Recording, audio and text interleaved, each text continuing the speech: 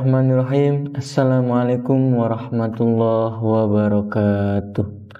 Alhamdulillah nahmaduhu wa nasta'inu wa nastaghfiruh wa na'udzu billahi min syururi anfusina wa min sayyiati a'malina. Man yahdihillahu fala mudhillalah wa man yahdihillahu fala hadiyalah.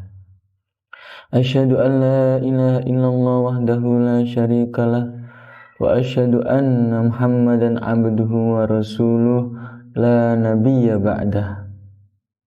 Pertama-tama kita panjatkan puja dan puji syukur terhadap kehadirat Allah Subhanahu wa taala yang mana masih memberikan kita umur sehingga kita bisa menyertai di bulan Ramadan ini. Salawat serta salam tetap tercurahkan kepada baginda Muhammad sallallahu alaihi wasallam yang mana telah menuntun kita dari jalan gelap gulita menuju jalan terang benderang, yaitu ad-dinul Islam wal iman. Bapak dan Ibu, setiap orang tua pasti mendambakan bisa melahirkan anak yang solih dan solihah, anak yang bertawakal kepada Allah, serta yang mempunyai adab kepada orang tua maupun yang lebih tua. Oleh karena itu, orang tua akan berusaha keras akan memberikan pendidikan yang terbaik untuk anaknya. Sebagaimana sabda Rasulullah SAW yang artinya tidak ada suatu pemberian orang tua kepada anaknya yang lebih utama daripada pendidikan adab, yaitu akhlak yang baik. Hadis riwayat Imam Tirmidzi. Kewajiban orang tua adalah mendidik serta membentuk karakter anak sehingga menjadi anak yang saleh dan salihah. Akan tetapi terkadang orang tua tidak sadar melakukan hal yang justru mengganggu perkembangan anak atau pertumbuhan anak. Seringkali orang tua tidak sadar akan sikapnya. Beberapa contoh sikap orang tua yang tidak disadari yang mengganggu perkembangan anak atau pertumbuhan anak, seperti kurangnya menunjukkan kasih sayang secara fisik maupun verbal, atau memiliki waktu yang terbatas dikarenakan kerja yang padat. Memang mencari nafkah itu untuk keluarga, namun ada baiknya jika ada waktu luang, baiknya digunakan untuk bercengkrama dengan keluarga, terutama untuk anak, sehingga anak lebih terfokus kepada orang tua dan tidak menyimpang dari hal-hal lain. Seperti yang kita ketahui, ada juga yang bersikap kasar secara fisik maupun verbal, memaksa anak untuk menguasai sesuatu serta tidak menanamkan moral yang baik. Banyak orang tua yang hanya menuntut anaknya supaya bisa segala sesuatu. Jika anaknya tidak bisa melakukan hal yang telah dituntut, tidak banyak orang tua melakukan kekasaran secara fisik, yang mana itu adalah buruk untuk kesehatan mental anak. Bapak dan Ibu, sikap-sikap itu sering muncul saat orang tua sedang dalam keadaan lelah, capek, jenuh, bosan dikarenakan kepadatan pekerjaan yang dialami. Namun secapek apapun, sejenuh apapun, selelah apapun,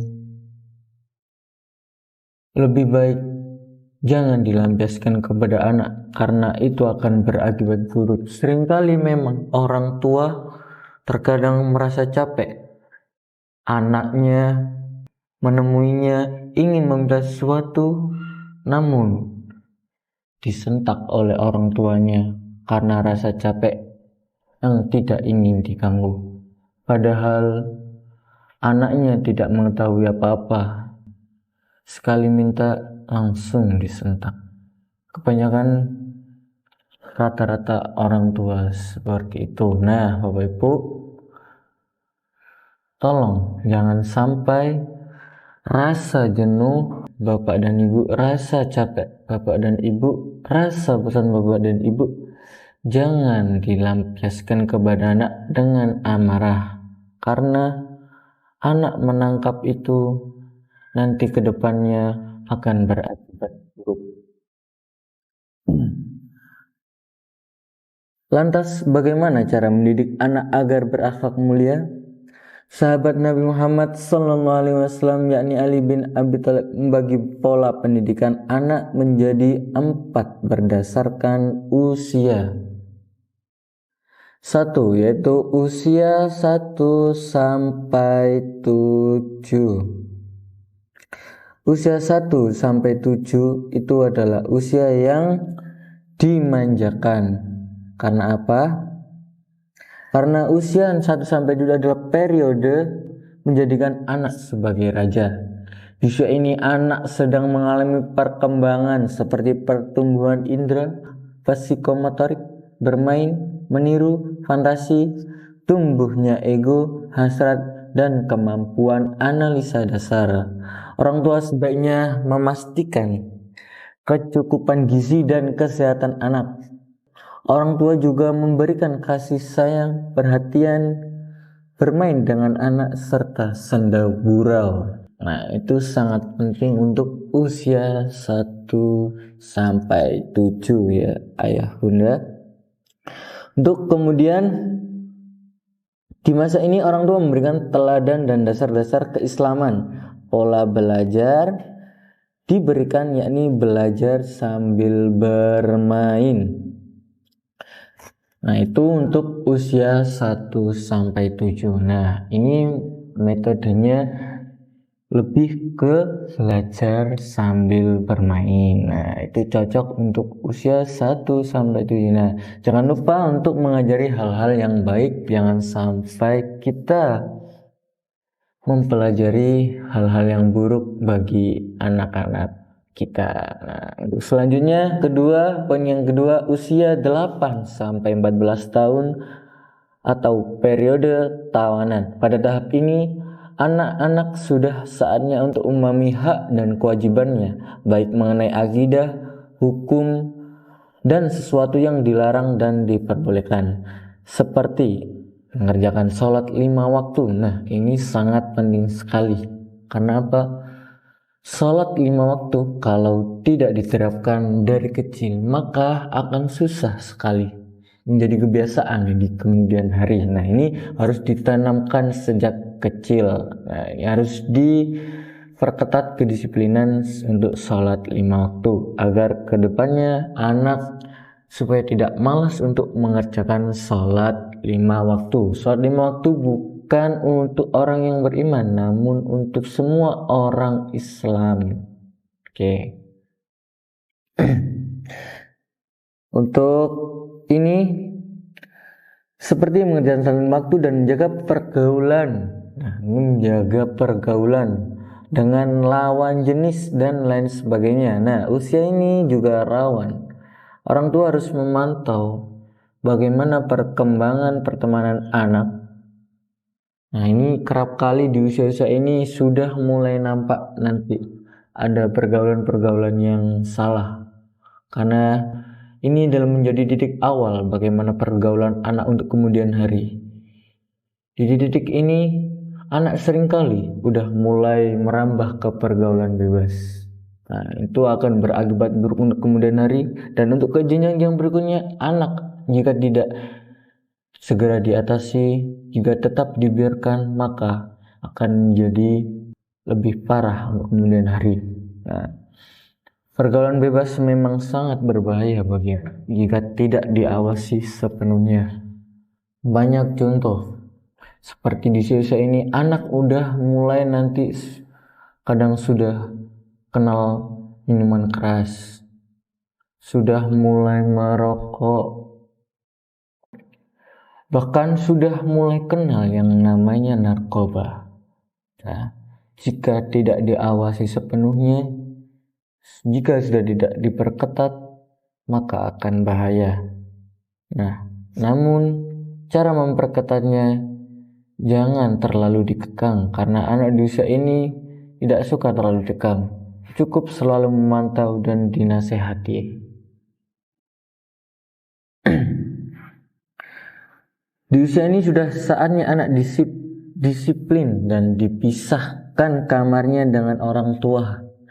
Sibukkan anak dengan kegiatan yang positif dan jangan lupa bantu untuk memilihkan teman. Nah, ini peran orang tua untuk memilihkan teman sangat penting sekali. Nah, periode ketiga yaitu usia 14 sampai 21 tahun atau masa sahabat.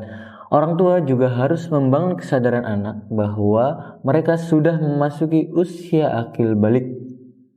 Pada masa ini, selain mengalami perubahan fisik, anak juga mengalami perubahan mental, spiritual, sosial, budaya, dan lingkungan yang memungkinkan timbulnya masalah yang harus mereka hadapi. Nah, ini contoh-contoh hal yang harus diperhatikan bagi ayah dan bunda untuk anak-anaknya.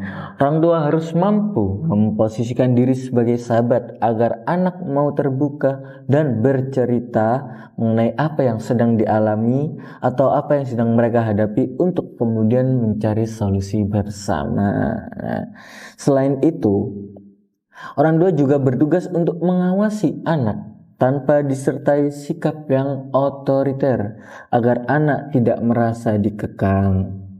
Dengan begitu, anak akan merasa senang. Anak akan merasa disayangi, dihargai, dicintai, dan akan tumbuh rasa percaya diri dan menjadi pribadi yang kuat. Nah, ini akan menjadi anak yang didambakan oleh semua orang tua. Kemudian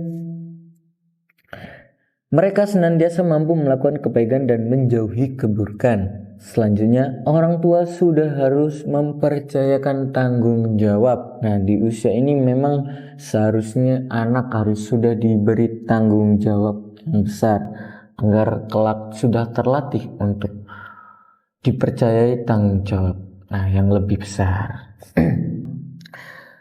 Hal ini penting agar kelak anak akan menjadi pribadi yang cekatan, bertanggung jawab.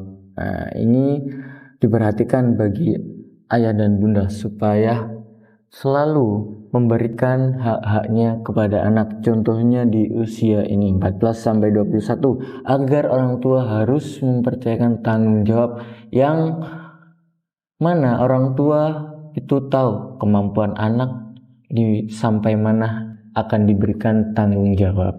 Nah,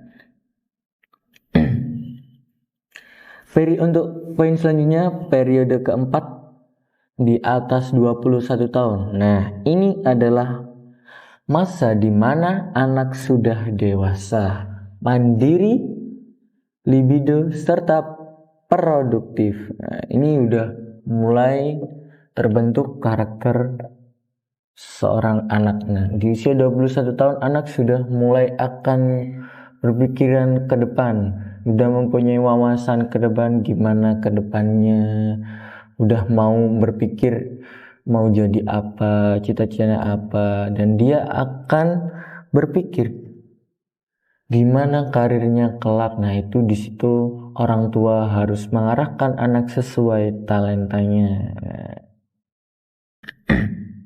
Sebaiknya peran orang tua sebaiknya menjadikan anak sebagai mitra, ajak bicara dalam pemilihan jodoh, serta aktualisasi diri. Nah, itu di usia-usia seperti itu orang tua cukup mengawasi dan mendukung keputusan anak mau kemana untuk ke jenjang berikutnya.